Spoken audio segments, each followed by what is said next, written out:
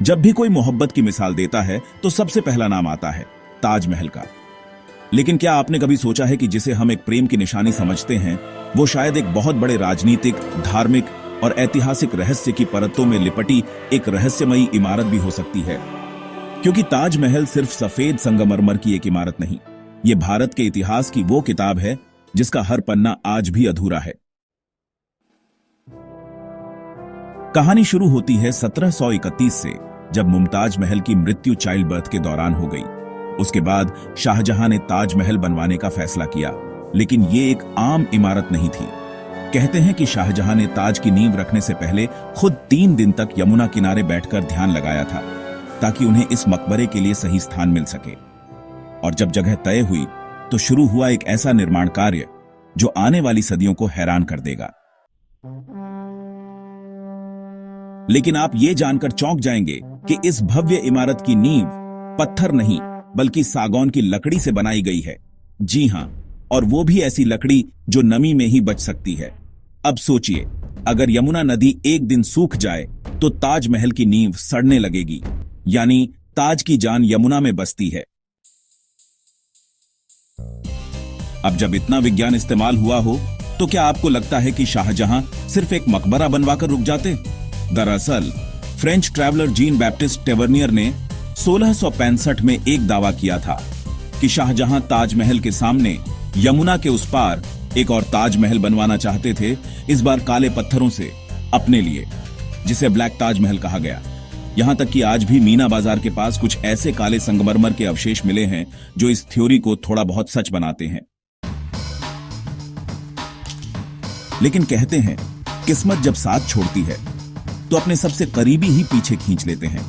शाहजहां के बेटे औरंगजेब ने उन्हें ही कैद कर लिया और वो अपनी जिंदगी के आखिरी 8 साल ताजमहल को दूर से देखते हुए आगरा के किले में एक छोटे से कमरे में बिताते रहे। अब जहां कैद और दर्द की कहानी हो, वहां कड़वाहट भी होती है। और इस कड़वाहट से जन्मी सबसे मशहूर कहानी कि शाहजहां ने ताजमहल बनाने वाले कारीगरों के हाथ कटवा दिए। कहा जाता है कि ऐसा इसलिए किया गया ताकि वे कभी दोबारा ऐसा शाहकार न बना सके। लेकिन इतिहासकारों के मुताबिक ये सिर्फ एक लोक कथा है, क्योंकि प्रमुख आर्किटेक्ट उस्ताद अहमद लाहौरी का नाम खुद शाहजहां के दस्तावेजों में दर्ज है। वो न केवल जीवित रहे, बल्कि उनके बेटे ने भी दिल्ली की जामा मस्जिद बनाने में हिस्सा लिया। लेकिन क्या आप जानते हैं कि ताजमहल को बनने में केवल मेहनत नहीं, दुनिया भर के संसाधन भी लगे। 28 तरह के कीमती पत्थर जैसे पुखराज, माणिक, नीलम, फिरोजा, तिब्बत, श्रीलंका और फारस जैसे दूर दराज के देशों से मंगवाए गए। उन पत्थरों की नक्काशी इतनी बारीक थी कि आज के लेजर टूल्स से भी दोहराना मुश्किल है। लेकिन 1857 के स्वतंत्रता संग्राम के बाद जब ब्रिटिश सेना ने आगरा को लूटा तो ताजमहल भी बच नहीं पाया। ब्रिटिश अफसरों ने ताज की दीवारों से पत्थर निकाल लिए, मोती और नक्काशी तोड़ दी और उसे यादगार के तौर पर अपने देश ले गए। आज जो हम ताजमहल देखते हैं वो असल वैभव का सिर्फ एक साया है।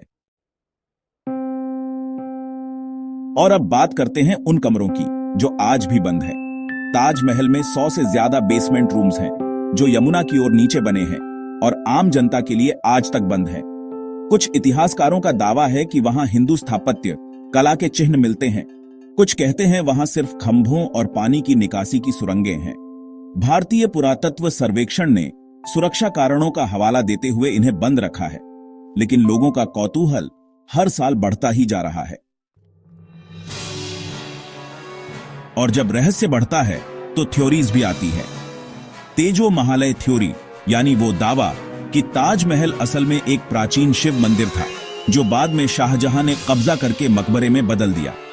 इस थ्योरी के पक्ष में कुछ मंदिर शैली के अवशेषों की तस्वीरें दिखाई जाती हैं, लेकिन भारतीय पुरातत्व विभाग ने इन्हें पूरी तरह खारिज कर दिया है। फिर भी ये बहस आज भी जिंदा है। अब जरा ताजमहल के रंग की बात करें। क्या आपने ध्यान दिया है कि ये इमारत एक रंग की नहीं रहती? सुबह सूरज की हल्की किरणों में ये गुलाबी नजर आती है, दोपहर को ये चमकदार सफेद लगती है और चांदनी रात में इसका रंग हल्का सुनहरा सा लगता है, एकदम जादुई। कुछ लोगों का मानना है कि यह मुमताज के मूड और भावनाओं के बदलाव का प्रतीक है, एक ऐसी बात जो इस इमारत को एक जीवित एहसास बना देती है। लेकिन इस एहसास पर आज एक साया मंडरा रहा है, प्रदूषण का। ताजमहल की सफेदी धीरे धीरे पीली पड़ रही है। इसकी सुरक्षा के लिए सरकार ने ताज ट्रेपीजियम जोन बना दिया है, जिसमें 50 किलोमीटर तक कोई प्रदूषित उद्योग नहीं चल सकता। यहां तक कि सफेदी को बचाने के लिए फुलर अर्थ यानी मुल्तानी मिट्टी से सफाई की जाती है, जैसे एक मां अपने बच्चे को नहलाती है। और अब एक आखिरी बात, एक ऐसा डिजाइन जो आपको चौंका देगा। क्या आपने देखा है कि ताजमहल की चारों मीनारें सीधी नहीं हैं, वो थोड़ी थोड़ी बाहर की ओर झुकी हुई हैं। क्यों? ताकि अगर कभी भूकंप आए तो ये मीनारें मकबरे के गुंबद पर न गिरें, बाहर की ओर गिरें। यानी कि उस जमाने में बिना कंप्यूटर के इंजीनियरिंग का वो चमत्कार जो आज भी दुनिया के लिए रहस्य बना हुआ है। तो दोस्तों, ताजमहल सिर्फ एक प्रेम कथा नहीं है, ये विज्ञान है, कला है, राजनीति है और सबसे बढ़कर एक राज है। एक ऐसा राज जिसे जितना खोदो उतना गहरा निकलता है। एक ऐसी इमारत जो खामोश होकर भी बहुत कुछ कहती है। अगर आपको ये राज पसंद आया हो तो कमेंट करके बताइए कि सबसे चौंकाने वाली बात कौन सी लगी। और अगर आप ऐसे ही इतिहास के भूले बिसरे सच जानना चाहते हैं तो इनसाइडर रियलिटी को सब्सक्राइब करना मत भूलिए, क्योंकि हम लाते हैं आपके लिए वो बातें जो किताबों में नहीं मिलती।